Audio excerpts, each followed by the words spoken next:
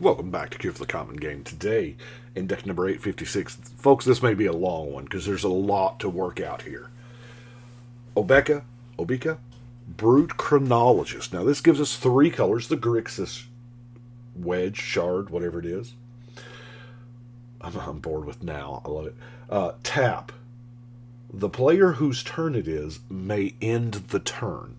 Now, the way I have built the deck, we are always going to want to do it to ourselves, which means Obika is going to be tapped at the end of our turn.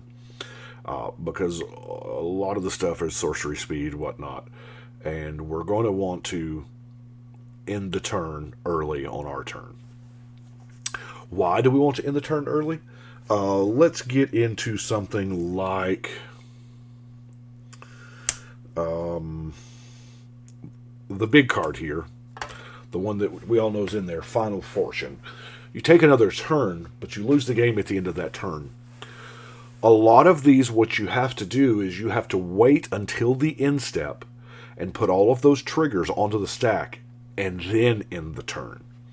Because what ending the turn does is explained on Time Stop. You remove all spells, all abilities from the stack, on the stack from the game. So that gets rid of that Final Fortune trigger. Now, there are a couple of different kinds of those until end of turn triggers. There is, at the end of turn, like Final Fortune and Ideas Unbound does. Ideas Unbound is an amazing card, especially when you don't have to discard the three cards at the end of the turn. You spend 2 mana to draw 3 now. At the end of the turn, the Idea Unbound trigger goes onto the stack. You put all of those abilities onto the stack, tap your commander, in the turn, you got out of the downside. Then there is cards like Apprentice Necromancer, to where you pay a black and tap it, sack it, return target creature card from your graveyard to the battlefield. That creature gains haste. At the beginning of the next end step, sacrifice it. It doesn't say at the beginning of the end step. It says the next end step. So this is only going to check once. It'll check at the beginning of the next end step. You have to, you don't really have to. You want to wait till the Apprentice Necromancer trigger triggers during the end step, put it on the stack, and then exile. Because if you end the turn before then, it's still going to look for the next end step, which is going to be your opponent's end step. Anyway, so there's next, and then at end, and then, so, one card I absolutely love that I didn't know that anybody else, I can't find that anybody else put this in their Obika deck. Mystifying Maze. Yeah, it's not as good. I have looked at it as a less than Maze of Ith its entire existence. But, check this out. You exile the attacking creature. At the beginning of the next end step, return it to the battlefield. So, they're never getting it back. You're spending 4 mana and tapping this to exile an attacker. For the Evers. Yeah. Mimic that. You just get the token for that one turn. Well, what if we could keep the token forever? So, with so much other stuff in here, we do have redundancy. That's the big thing to the deck like Obika. She can get killed enough to where it's too expensive or something.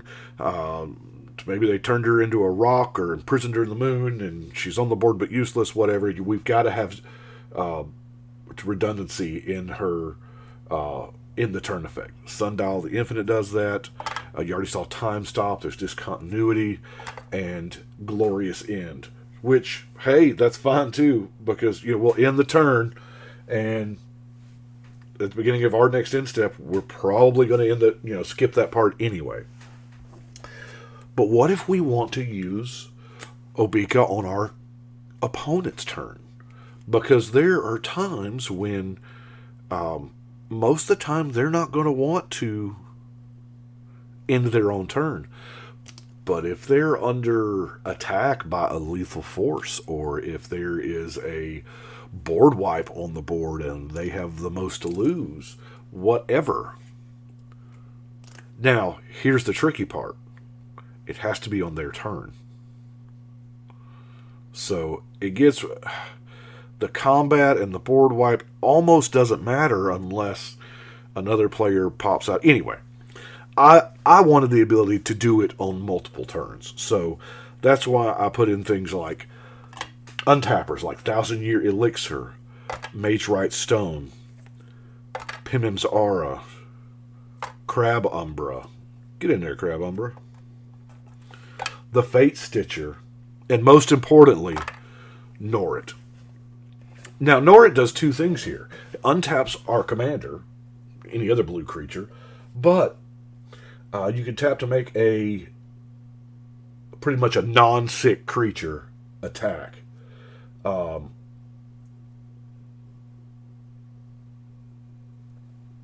Yeah. Destroyed it at her. So, the reason why I'm so excited about Norrit is this is deck number 856. And this is the first deck I have ever put Norrit in. Right?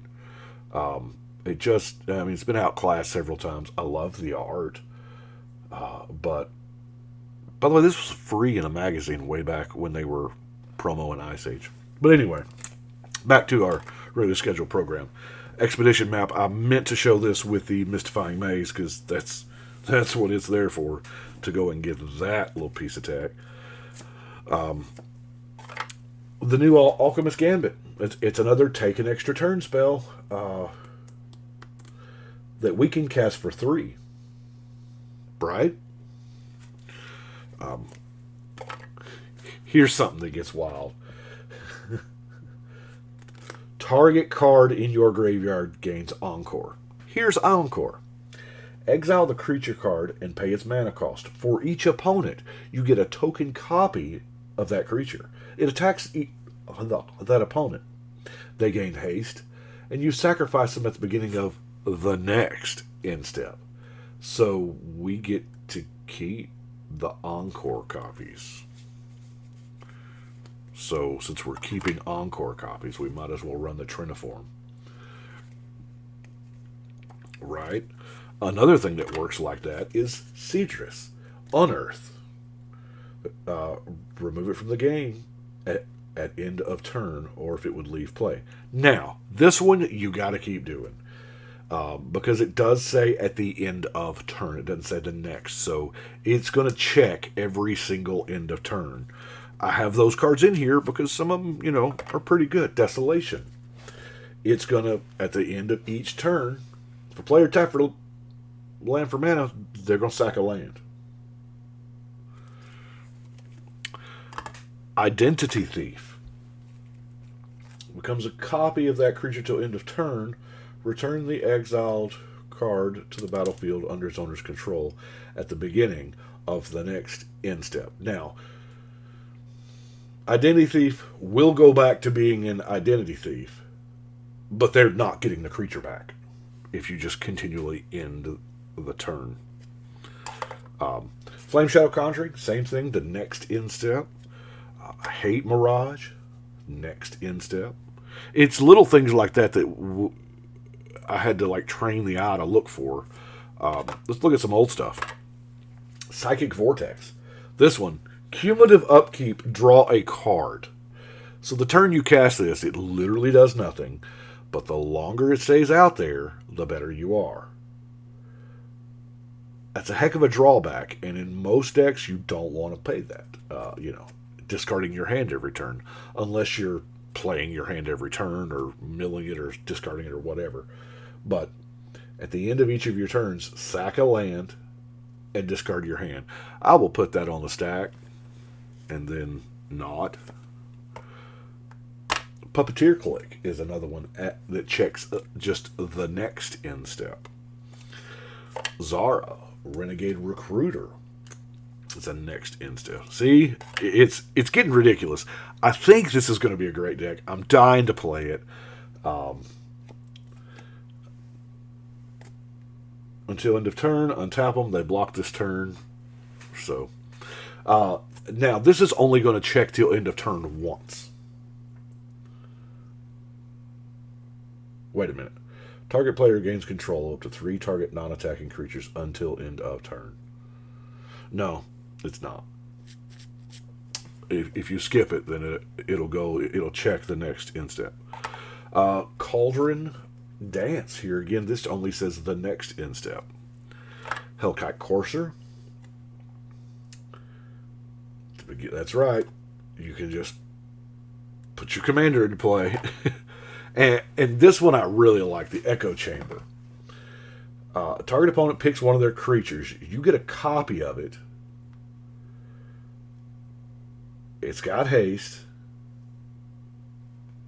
At the end of turn, I like it. I know it's not perfect because it doesn't say the next and what have you, but that is the ways we're going to abuse our commander. So now let's look at the rest of the deck, the normal categories, shall we? Yeah, I told you this is going to be a long one. So we have our mana fixing. The Soul Ring, Charcoal Diamond, Arcane Signet, it's 3 color. Izzet Signet, Rakdos Signet, Dimir Signet. Our 3 drops of Commander Sphere, Obelisk of Grixis, Darksteel Ingot, and the Spectral Searchlight. Some card draw filtering, Faithless Looting, Read the Bones, figure Painful Truce. We're, probably doing 3 colors. Steam Augury, because why not? We play with Fact or Fiction, so to be honest with you, I probably should have put Fact or Fiction in this deck. Creatures. These are just because they were in the colors and I like them. Blood Tyrant. At the beginning of your upkeep, each player loses 1 life, and this gets a counter for each life lost this way. Each player. So in a normal 4-player game, you're casting this as a 5/5. You're untapping with it as a 9/9. The games I play tend to be 5 or 6 players a lot of the time, so this thing gets big quick. Niv Mizzle, Fire Shizzle. The Psychic Vortex is going to have a strong bunch of cards.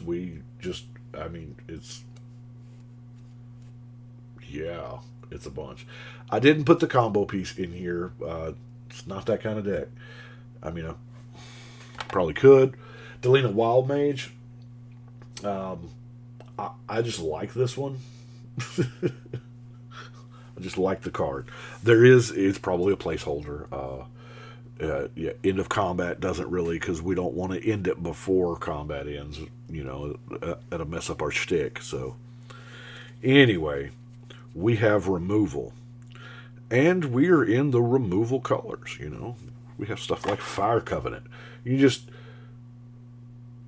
pay any amount of life and just mow down creatures. I like it. Red Elemental Blast, because blue's a problem sometimes, and there is no better play. I haven't done it. I've seen it done. There's no better play than to blast somebody's Cyclonic Rift. It is, it's beautiful. Tragic Slip, Cast Down, Abrade, Negate, Doomblade, Go for the Throat, Arcane Denial, all really good. Chain Reaction, Blasphemous Act, Unlicensed. I had my heart set on a Terminate, and I couldn't put my hands on a Terminate when I built it, so that's why the Unlicensed Disintegration's in there. I know it's a weird pick, but... and then, of course, the Fleshbag Marauder. Now, that's going to lead us into our non-basic lands. We have a Command Tower, Exotic Orchard, Crumbling Necropolis, Rupture Spire. I think that does it for our any colors. Well, I don't know. You might consider Terramorphic Expanse and Evolving Wilds any color. We have Dimir Guildgate. Izzet Boilerworks? Swiftwater Cliff? Izzet Guildgate? Rakdos Carnarum? Rakdos Guildgate? Bloodfell Caves? Dimir Aqueduct? And Dismal Backwater. And that completes this one. Longer than most, like I said, I peeled through quite a few of those to cut this down for time's sake, but getting a lot of these older decks that I've had for a while, getting them done. The past year or so, it's been really hard to just keep up with the ones they're printing, and I found myself a window here to where I could get a lot of these done. So figured, why not?